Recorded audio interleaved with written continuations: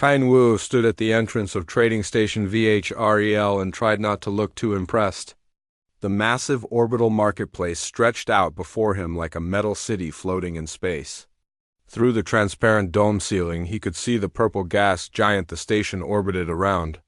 Hundreds of ships docked at various ports, bringing traders from every corner of the galaxy. His sister G1 nudged him forward.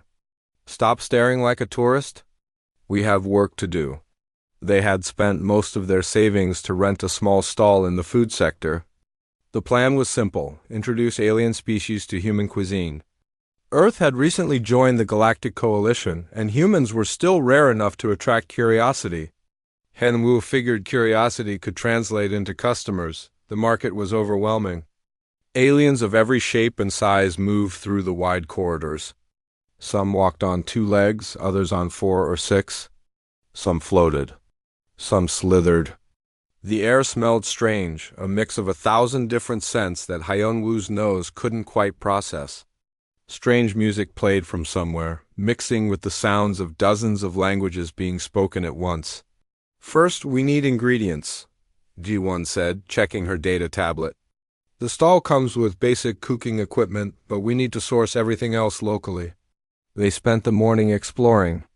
The vegetable section alone took an hour to walk through. Hyun-woo saw plants that glowed, plants that moved on their own, and plants that looked back at him with what might have been eyes. Some vendors were helpful, explaining which items were safe for human consumption. Others simply watched the humans with obvious suspicion. By afternoon, they had collected basic supplies. Rice-equivalent grains, oils for cooking, vegetables that scanned as non-toxic. But something was missing. "We need spice," Hyun-woo said. "Everything tastes bland." They had brought some spices from Earth, but not enough. Shipping costs were expensive, and their supply of chili powder had run out 3 days into the journey. Hyun-woo had tried to ration it, but cooking without heat felt wrong to him. G1 asked several vendors about spicy ingredients. Most looked confused by the question. One insect-like alien explained that most species avoided plants with strong chemical compounds. "Why would you want food that causes pain?" it asked. They were about to give up when G1 spotted a small stall tucked away in a corner. The vendor was a reptilian creature covered in dark green scales. A sign above his stall read, "Velthur S. Rare Goods," in several languages. "Excuse me," G1 said. "We're looking for something spicy. Something with heat." Velthur's eyes, large and yellow, studied them carefully. "You are humans, yes? From Earth?" "That's right," Hyun-woo said. Velthur's tongue flicked out, tasting the air. "Interesting. I've heard your species has unusual dietary habits." He pulled out a small container from beneath his counter. "This might interest you, though not for consumption. Picks crystals from the southern continents. They create a warming sensation when dissolved in liquid." Hyun-woo examined the crystals. They were beautiful but wrong. Too mild. "We need something stronger." "Stronger?" Velthur looked genuinely puzzled. "There is only one thing stronger, but it is not food. It is poison." "Show us anyway," Ji-won said. The reptilian trader hesitated, then reached far back into his storage area. He returned with a sealed container marked with warning symbols that needed no translation. Inside were dried berries, deep red and wrinkled. "Kruvsha berries," Velthur said quietly. "Class 9 biological hazard. The toxin inside causes immediate paralysis of neural pathways. Death follows in seconds for every species tested. Even a small amount is lethal." Hyun-woo leaned closer to the container. "What does it do exactly?"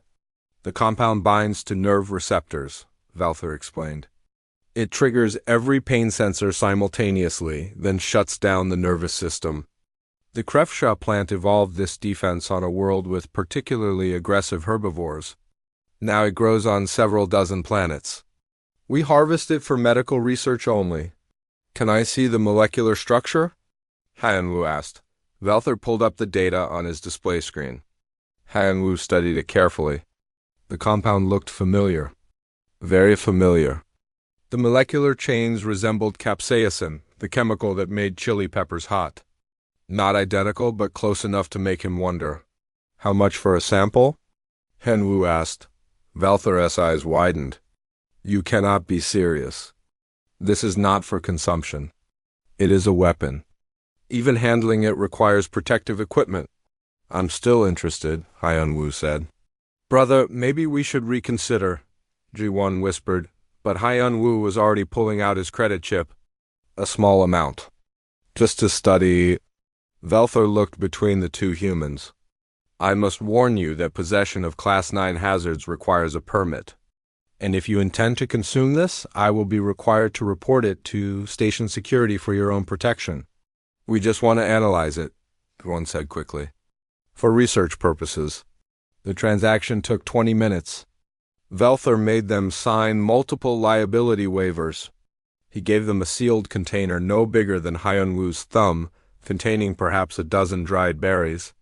The price was surprisingly cheap, probably because nobody in their right mind would buy poison for any legitimate reason. Back at their stall, Ji-won unpacked their supplies while Hyun-woo examined the berries through the transparent container. They really did look like dried peppers from Earth. The warning labels covered half the surface of the container. You're not actually thinking of tasting that, are you? Ji-won asked. Just a tiny piece, Hyun-woo said. He carefully opened the seal and used tweezers to remove one berry. With a knife, he shaved off a fragment smaller than a grain of rice. Hyun-woo, this is insane. What if that alien was right?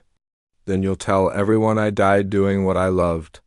Looking for the perfect seasoning. He placed the tiny fragment on his tongue. Ji-won held her breath.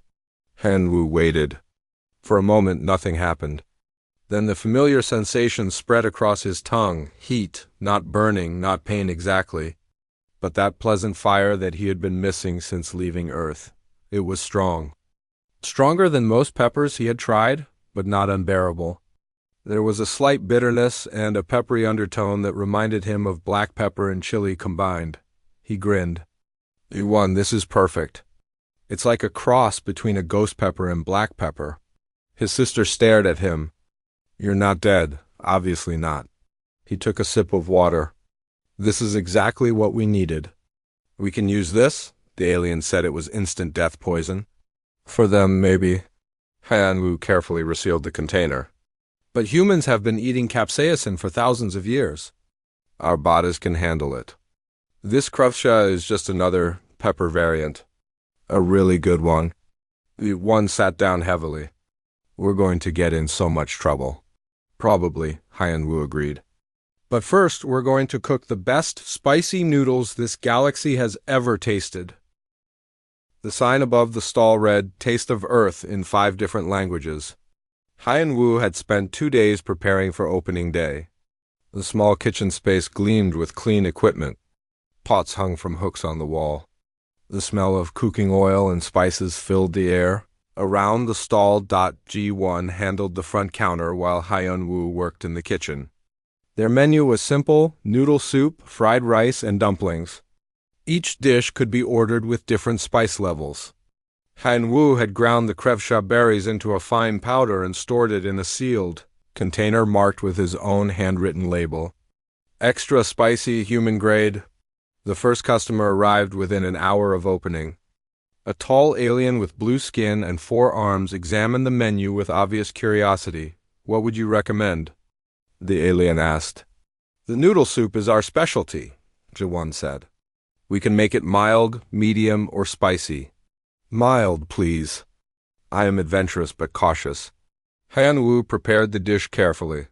For alien customers, he used the Pix crystals they had bought from another vendor. Safe, gentle warmth. No krefsha. He had no interest in killing his customers on the first day. The blue alien tasted the soup and made a pleased sound. Fascinating. The texture is unlike anything I have experienced. And the warmth is pleasant. Word spread through the station faster than Hyun-woo expected. By the end of the first day, they had served 40 customers. Aliens came out of curiosity and left satisfied. Some came back for seconds. Ji-won's cash register showed a profit. On the 3rd day, another human showed up. His name was Daeho, an engineer working on the station's power systems. He was in his 40s, with tired eyes and grease stains on his uniform. "I heard there was human food here," Daeho said. "Real human food." "The realest," Hyun-woo said. "What are you hungry for?" "Something spicy. I've been eating bland alien food for 6 months. I miss heat."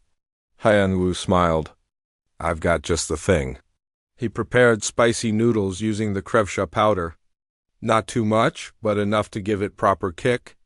When he placed the bowl in front of Daeho, the engineer's eyes actually watered from the smell alone. "Oh, that's the stuff," Daeho said. He took a bite and closed his eyes. "Thank you. Thank you so much. I didn't realize how much I missed this." Daeho became a regular customer. He came by every other day, always ordering the spicy option. He brought other human workers with him. Soon, Hyun-woo had a small but loyal human customer base.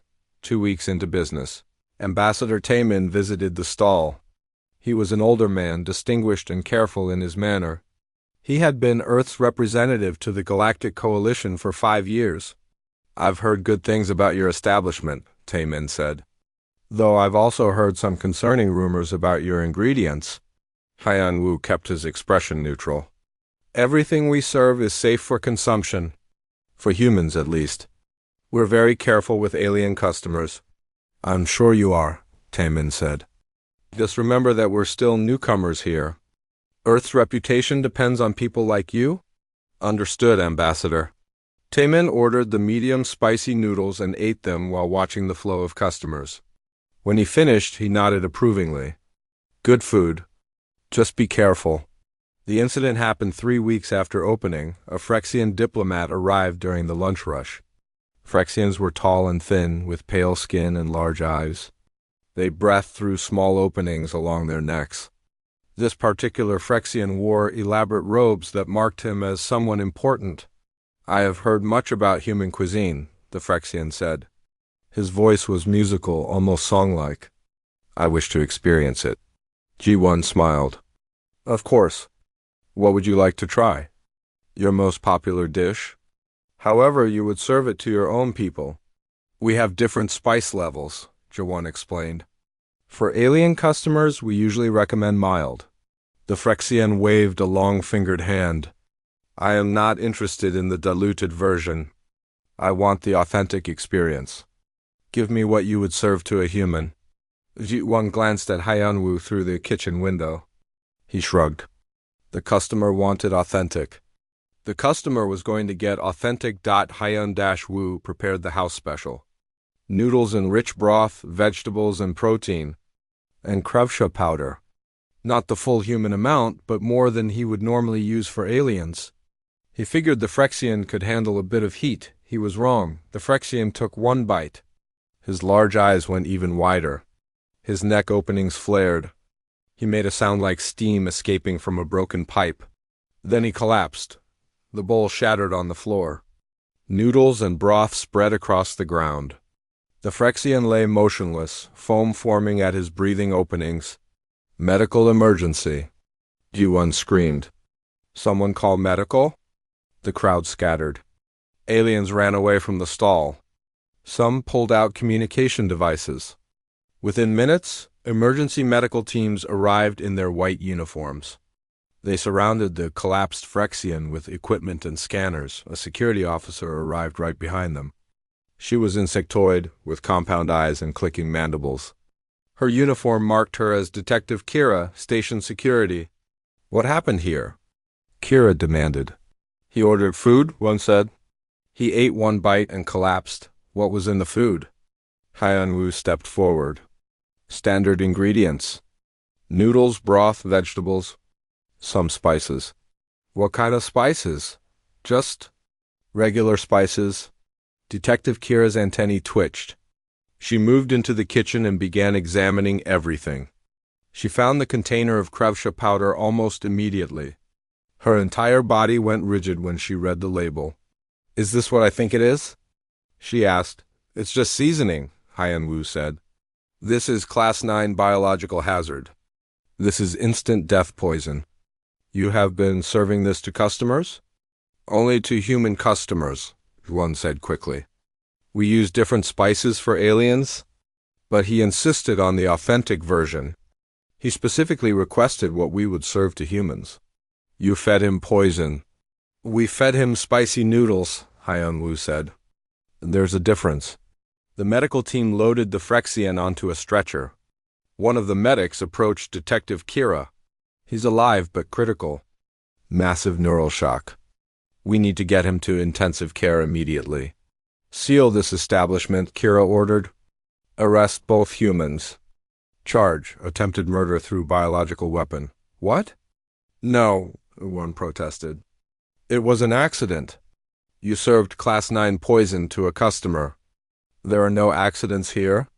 More security officers arrived. They placed restraints on Hyun-woo and Ji-won's wrists.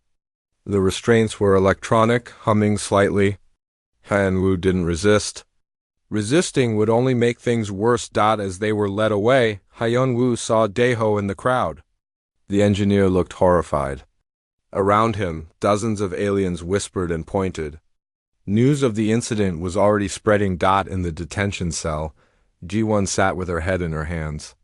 We're going to be executed. Or deported. Or both. He's alive, Hyun-woo said. That's what matters. We poisoned a diplomat. With instant death poison, how is that supposed to be okay? Hyun-woo didn't have a good answer. Hours later, Ambassador Taemin arrived at the detention center. Through the transparent wall of the cell, he looked tired and worried. I warned you to be careful, he said. Is the Phyrexian going to survive? Hyun-woo asked. The doctors think so. But this is a serious diplomatic incident. The Phyrexian government is demanding answers. The Coalition Safety Commission wants to know why humans have access to Class 9 hazards. And I have to somehow explain that you've been using instant death poison as seasoning. It's not poison to us, Hyun-woo said. It's just spicy. Try explaining that to a council of species who experience the Krevsha berry as pure agony and death. A new figure appeared behind Taemin. A human woman in a medical uniform. She was young, with sharp eyes and an analytical expression. Ambassador, I need to speak with the detainees, she said. This is Dr. Myrae, Taemin said. She's a xenobiologist stationed here. She's been examining the scene. Dr. Myrae looked at Hyun-woo with intense curiosity. You've been eating Krevsha berries? Multiple times? Every day for 3 weeks. And you're alive, obviously. Dr. Myrae pulled out a scanner and pressed it against the cell wall, directing it at Hyun-woo. Your neural pathways are functioning normally. Your metabolic signs are stable. According to every medical text in the galaxy, you should be dead. Very dead, but I'm not. No, Dr. Myrae said slowly. You're not. Which means everything we know about toxicology just became incomplete. The inquiry chamber was designed to be neutral, but Hyun-woo still felt like he was on trial. The room was circular, with seats arranged in tiers around a central platform. Representatives from a dozen species sat in those seats, all watching him. Some had faces he could read. Others were so alien that he couldn't tell if they were angry or just breathing. Ambassador Taemin sat beside him. On his other side was Dr. Myrae, looking far more excited than someone should be at an inquiry. Across from them sat Detective Kira, who had brought every piece of evidence from the restaurant. The sealed container of Krevsha powder sat on the evidence table like an accusation. The head of the inquiry was Counselor Etherix, a being that looked like a collection of floating crystals held together by some invisible force. When he spoke, his voice came from everywhere at once. This inquiry has been convened to determine whether humans pose a biological threat to the Galactic Coalition. Etherix said, We will examine the incident at Trading Station VHREL and determine appropriate responses. Dr. Myrae, you have prepared findings? Dr. Myrae stood up. She was practically vibrating with energy. Yes, Counselor. I have spent the past week studying human metabolism, and I believe I can explain what happened. A holographic display activated in the center of the room. It showed a molecular diagram of the Krevsha toxin. The Krevsha berry produces a compound we have classified as a Class 9 neural toxin, Dr. Myray explained. When consumed by any known species, it binds to TRPV1 receptors in the nervous system. These receptors normally detect dangerous heat and chemical irritants. The Krevsha compound triggers all of them at once, creating overwhelming pain signals. The nervous system cannot handle this overload and shuts down. Death follows in seconds. The display changed, showing a human neural pathway. Humans also have TRPV1 receptors, Dr. Murray continued. But their receptors respond differently. Instead of system shutdown, they experience the activation as intense sensation. What humans call spicy or hot, the human brain interprets this as flavor, not as a threat requiring shutdown. One of the council members, a floating jellyfish-like creature, spoke up. Are you saying humans are immune to the toxin? Not exactly immune. They experience the effect. They feel pain, but their nervous system doesn't shut down, it just keeps going. Another counselor, this one covered in fur, leaned forward. How is this possible?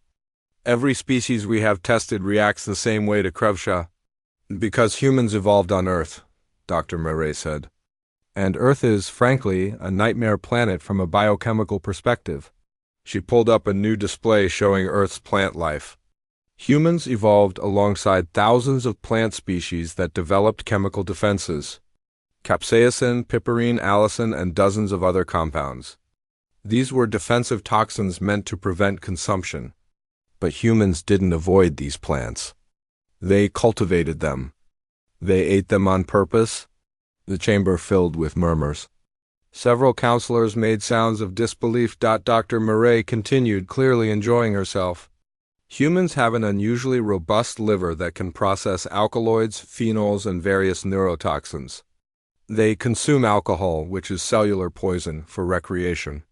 They drink caffeine, which is insecticidal toxin, every morning. They eat chocolate, which contains theobromine, a compound fatal to many Earth species. They actively seek out foods that cause pain responses. A new figure entered the chamber. Captain Biora, human military attached in full uniform. She was tall and imposing, and she didn't look happy to be there. Captain Biora, thank you for joining us, Ethric said. You have information to add? I have historical context, Biora said. She pulled up images of Earth history. Humans have been using what you call toxins as food additives for at least 10,000 years. We have cultivated chili peppers specifically to increase their capsaicin content. We created hybrid peppers that are hotter than naturally occurring varieties. We hold competitions to see who can eat the most painful food. Why? The furry counselor asked. What evolutionary purpose does this serve? Dora shrugged. Near as we can tell, it doesn't serve any purpose. We just like it. The chamber fell silent. Several counselors seemed to be struggling with this information. Then a new voice spoke up from the higher tiers. Dr. Unesio, the coalition's leading toxicologist, descended to the main floor. He was avian, covered in blue-green feathers, with sharp eyes that missed nothing. I have conducted independent tests, Dr. Unesio said. I did not believe Dr. Murray's initial findings. They seemed impossible. So I requested human volunteers. He gestured, and 6 humans entered the chamber. Deho was among them, along with several other human workers from the station. I administered measured doses of Krevsha compound to these volunteers under controlled conditions, Dr. Unesio said. The doses I used would kill any of you instantly. Multiple times over? He showed video footage of the tests. Humans eating food laced with Krevsha. Their faces turned red. They sweated. Some tears appeared. They drank water, and then they asked for more. Not only did they survive, Dr. Unesio said, but they enjoyed it. They described the experience as pleasant and delicious. One volunteer asked if he could take samples home. Deho raised his hand slightly from where he stood with the other volunteers. Counselor, Ethric's S crystals pulsed rapidly. This is deeply disturbing. It gets worse, Dr. Unesio said. I reviewed Earth's biological database. Krupsha is not unique. There are at least 47 other compounds classified as universal toxins that human metabolism can likely process based on similar receptor structures. The chamber erupted. Counselors spoke over each other in a dozen languages. Some were frightened. Others were angry. A few seemed fascinated. "Order!" Ethrix commanded. The noise died down. This information changes nothing about the core issue. A Phyrexian diplomat nearly died. Humans have proven they can consume substances fatal to us. This makes them dangerous.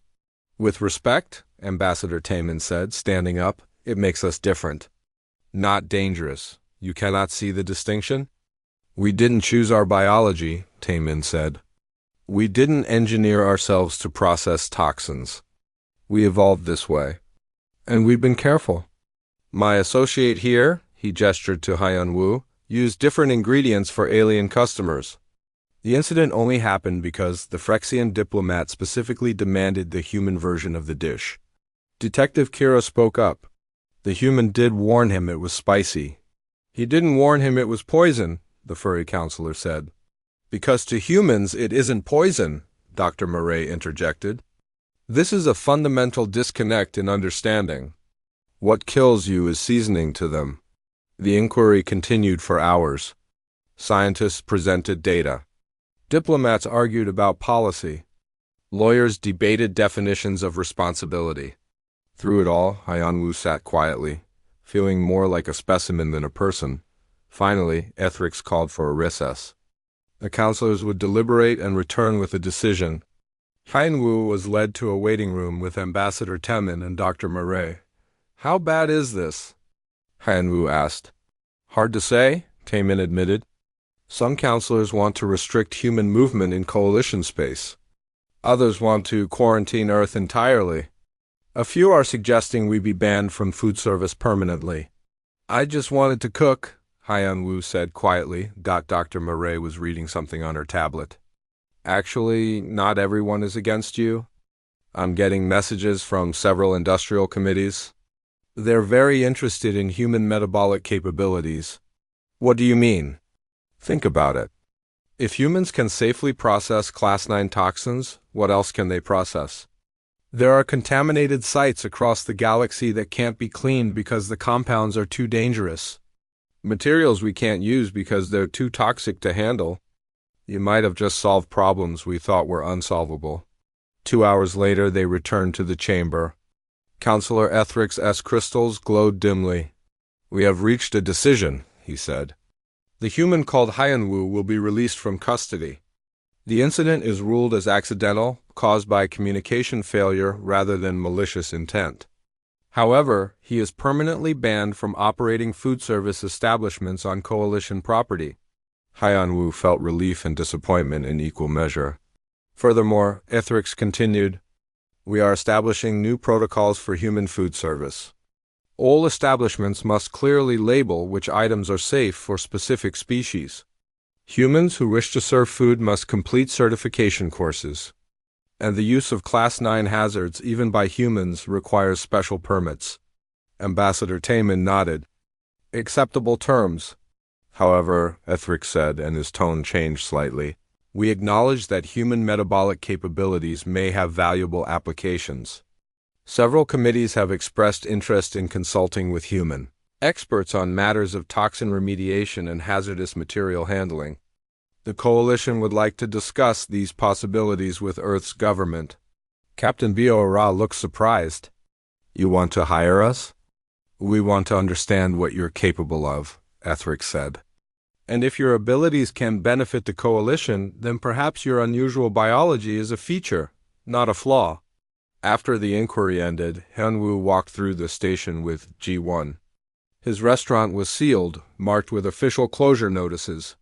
His career as a chef in space was over before it really began. "I'm sorry," G1 said. "This was my fault too. No, it was my idea." They reached the docking area where their ship was berthed. 3 months had passed since the inquiry. Hyun-woo stood on the surface of Pak 7 and tried not to think about how many ways this planet could kill any other species in the galaxy. The air itself was toxic, filled with compounds that would dissolve alien lungs in minutes.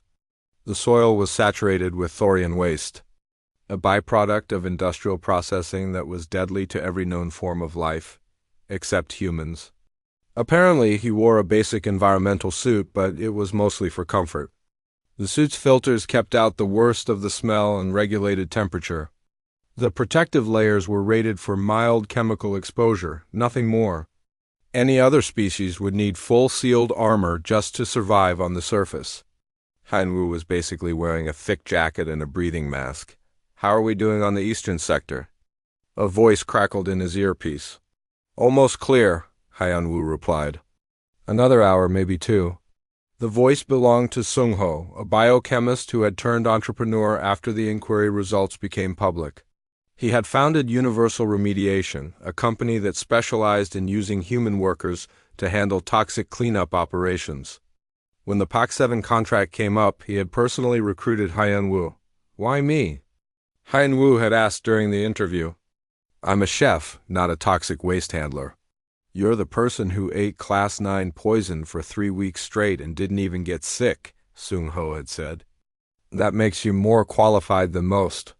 The pay was excellent. Hyun-woo had sent half his earnings back to Ji-won, who was managing the business side of operations from a station office. She had adapted quickly to the corporate world, handling contracts and logistics with the same efficiency she had. Brought to the restaurant. 30 human workers were on Pak-7's surface. They worked in teams, using specialized equipment to extract and process the thorium waste. The stuff looked like purple sludge and smelled worse than anything Han-woo had encountered. But it wasn't killing him, which put him ahead of every other species in the galaxy. Daeho worked nearby, operating a processing unit. The engineer had quit his station job to join Universal Remediation. "Better pay," he had explained. "And honestly, after eating your spicy noodles for a month, handling toxic waste seems less scary. How's your family handling it?"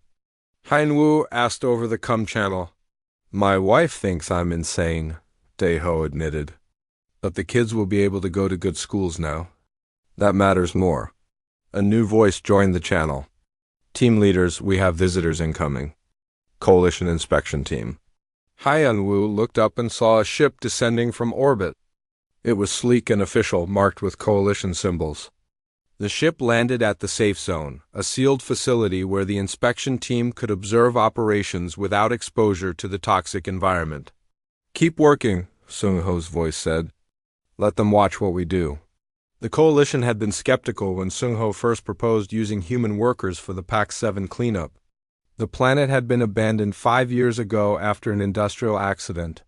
Traditional cleanup estimates said it would take 200 years and cost more money than the planet was worth.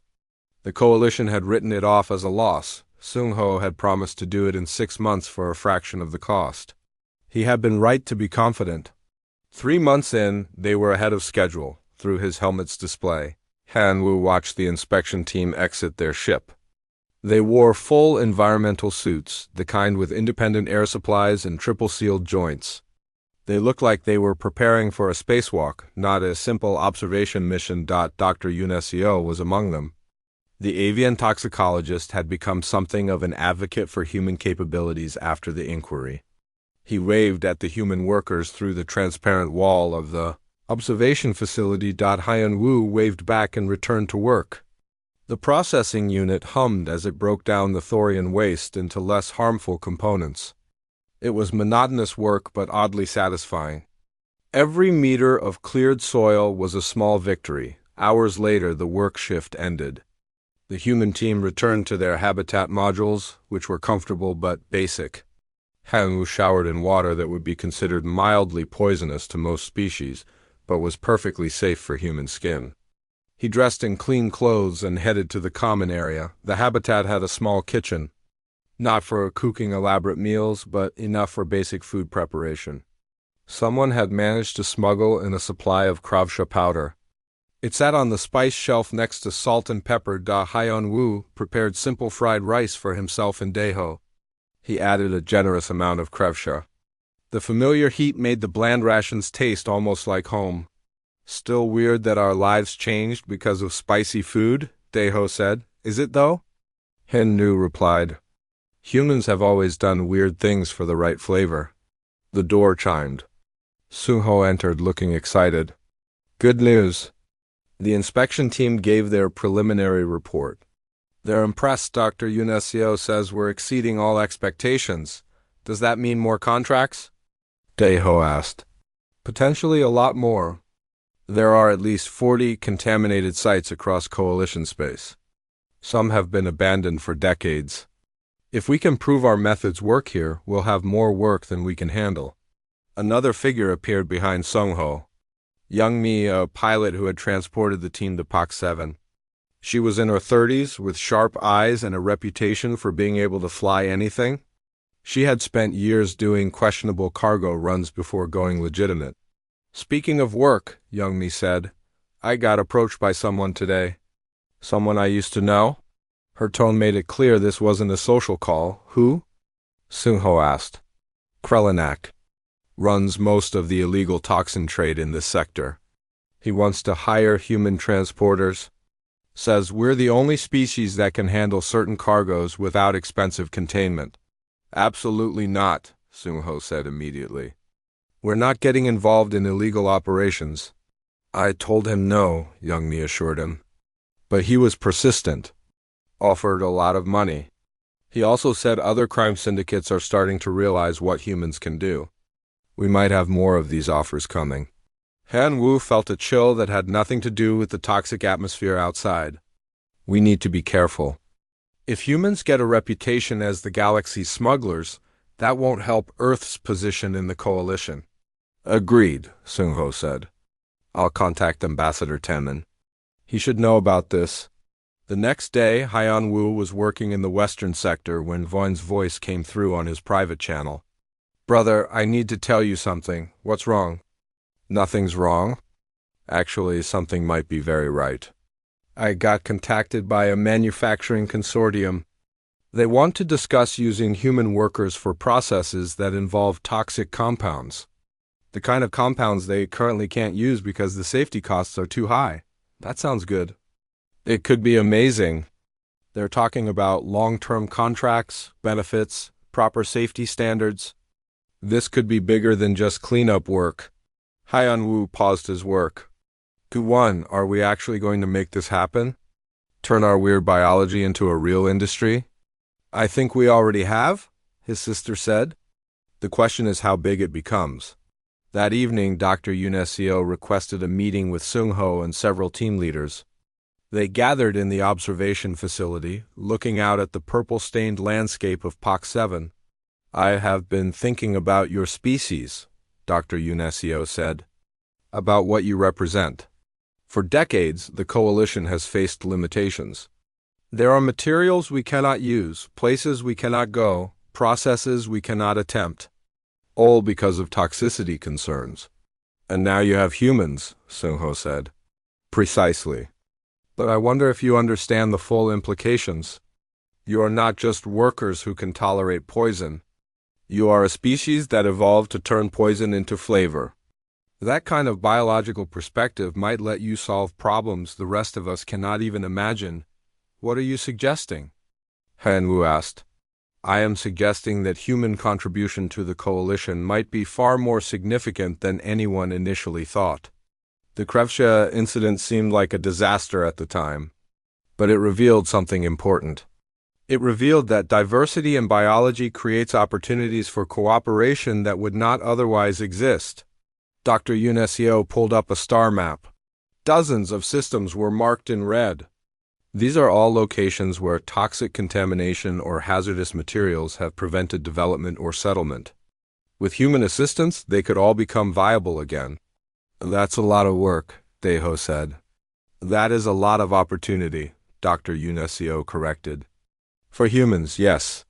But also for the coalition as a whole. You can go where we cannot. Handle what we cannot. And in return, you gain a place in the galaxy that no other species can fill.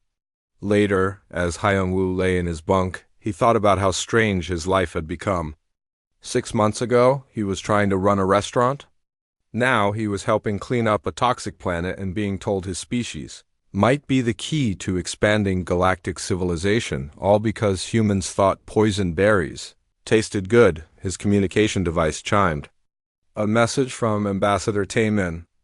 The Coalition Parliament wants to discuss Earth's formal membership status. Your work on POC-7 has influenced the debate significantly. They are beginning to see humans as valuable partners rather than dangerous unknowns. Thought you should know? Your spicy noodles might have changed everything. Hyung-woo smiled in the darkness. He pulled out a small container he kept in his personal belongings. Inside were a few krautscha berries.